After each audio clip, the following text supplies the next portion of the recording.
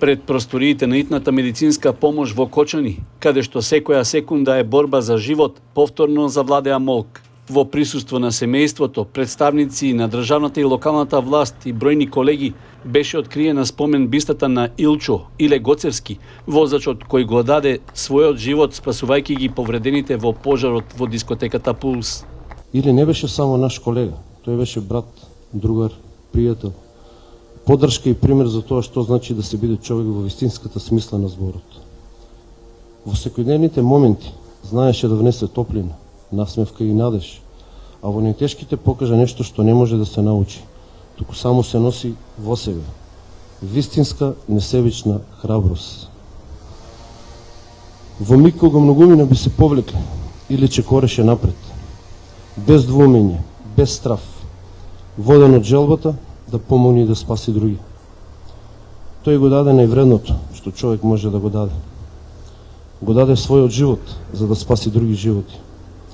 Тоа не е само чин на храброст, тоа е чин на чисто човештво, на љубов кон луѓето и кон животот. Ноќта на 16 март 2025 година за секојаш ќе остане врежана во меморијата на Кочани, додека сите се соочуваа со пламените јазици и врисоците на повредените, Иле веќе бил на работ на силите. Неговата колешка Александра Кокева рече дека тоа дежурство тој веќе примал инфузија поради огромен умор, но одбил да се повлече. Кога докторката го молела да оди дома, неговиот одговор бил краток и одлучен. Добар сум, ништо не ми е, што не сме издржале. Бидејќи и приватно бевме блиски другари, постојано заедно ќе додадам. Не постоеше таков другар, човек, предобар како Иле. Постојано беше позитивен, ведар, и колку и човек некогаш да беше нерасположен, тој знаеше да се насмее и да не расположи.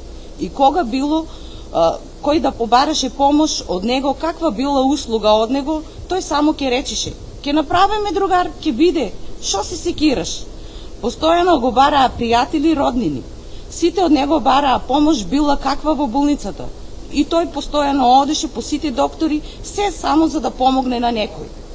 На свој пријател за кој требаше лекување во странство, тој собираше и финансиски средства за помош и лично неколку пати го носеше по болниците. Едноставно таков беше Иле. Толку беше голем, толку беше хуман и добар.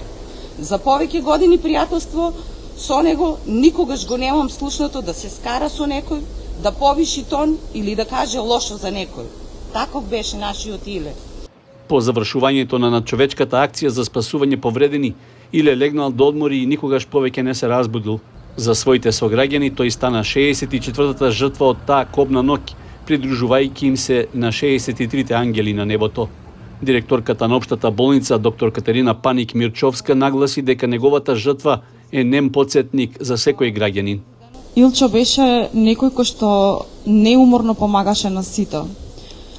Во последната година ни се зеде дел на сите од меморијата, која што ни недостигаше во Кочанската болница, да го гледаме по ходниците, да не поздравува со насмевка, да брза да помогне на некој. Кога ќе слушните сирената по Кочанските улици, веројатно некош ќе се потсетите на Иле, затоа што неговиот спомен смртта не ни го зема, значи тој продолжува да живее, споменот за него продолжува да живее. Беше таа кобна вечер на работа, неуморно и пожртвувано си ја работеше задачата на ниво и над ниво, даде се од себе по цена на неговиот живот.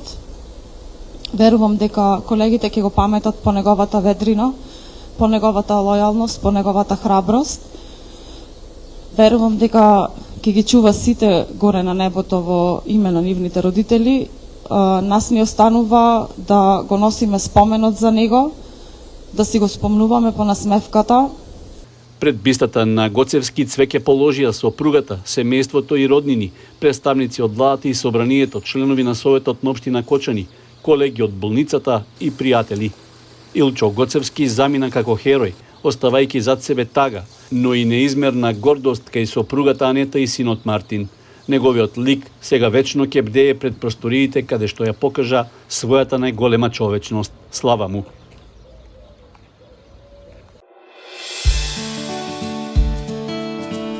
Канал 8 телевизија на вашиот мобилен уред.